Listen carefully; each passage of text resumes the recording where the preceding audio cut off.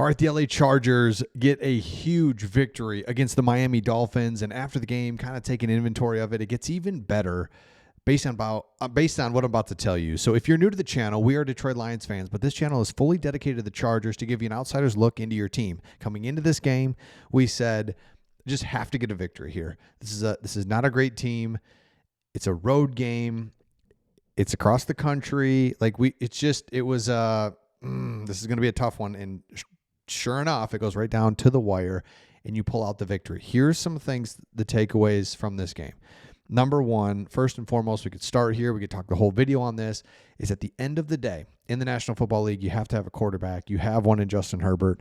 I was watching the 1 o'clock games on Red Zone, just kind of flipping back and forth, and you're just like, just these quarterbacks. You got a 90-year-old Aaron Rodgers. The Bengals have 45-year-old Joe Flacco. The Browns have Dylan Gabriel, terrible. And I'm just watching this poor quarterback play, and I'm just thinking to myself, these guys have no chance, zero, to win.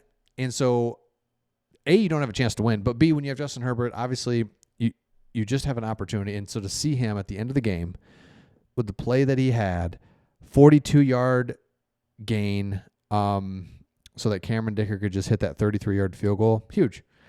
And, he goes from a sack, time's ticking, no timeouts or one timeout or whatever it was, 30 seconds left, loss of 6. Instead, breaks out of that, hits a 42-yarder, game over. And it's like, man, that is the stuff. So love that. Okay, here's where it just gets even better. Kiamani Vidal,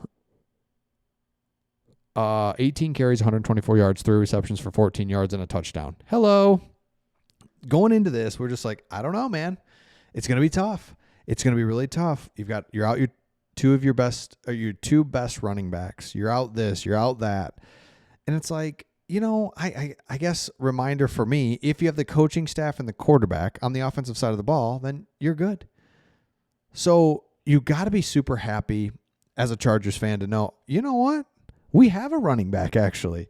And if the other guys can come back, see what that looks like, or at least Amarion Hampton, if he can come back, provide some depth, we're going to be okay. So that was good news number one. And it gets even better because here's the big thing that we wanted to see. Let me pull this one up. The quick game. One of the things that we were saying on this channel, you guys were commenting, because the offensive line's banged up, the offense had to be different than it's been. Where's a quick game? Quick screen, draw, roll out, move the pocket.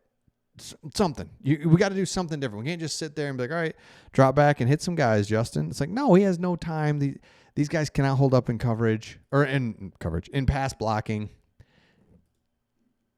Ladd McConkey hit the century mark for the first time. 7 receptions, 100 yards, and a touchdown in the third quarter. Rookie tight end Arondé Gatson, 7 catches, 68 yards. Herbert was 29 of 38 with an average depth of target of just 5.8 yards. Just get it out. Just get it out. See what we can do. Sometimes it worked, sometimes it didn't. But the good news is, okay, a coaching staff that adapted. Let me know in the comments where you're at with that one. Okay, coaching staff adapted. That's what we needed to see. And by the way, the Dolphins thing, just dogging on them. They suck.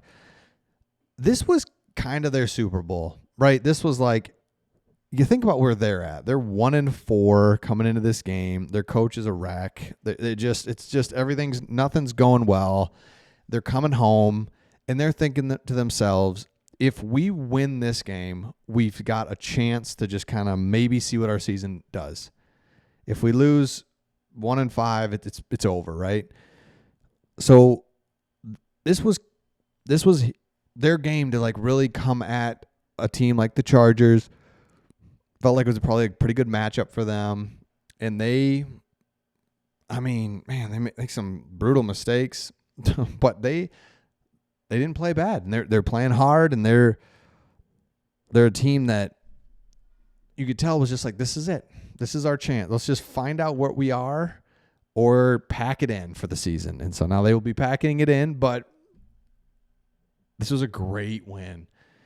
Anytime you go on the road, because remember, this isn't rocket science, but if you're a Chargers fan, you know that unless you're in the division, pretty much everything's going to be across the country, right? You're on one coast. So when you have these road games, it's tough. It's hard.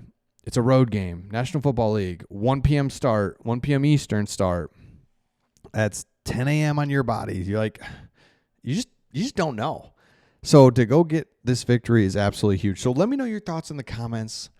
Make sure you subscribe if you haven't already. And let's take a look here. Let's look ahead. We said you got to get this victory. Then get some guys back. Joe Alt maybe comes back. Khalil Mack maybe comes back here pretty soon, right? Those are just get this victory. 4-2. Survive and advance. Okay, 2 home games. Indy and Minnesota. Both teams are like, I don't know. Indy, at the time of this recording, I don't know if they won or not today.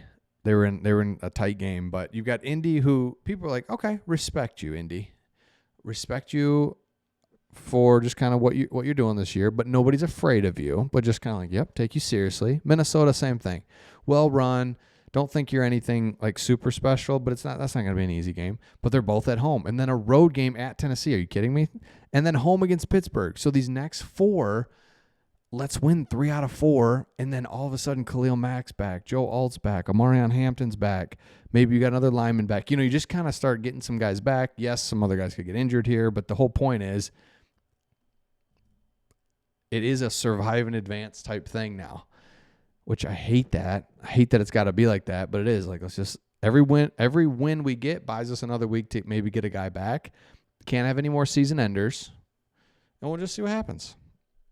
4-2.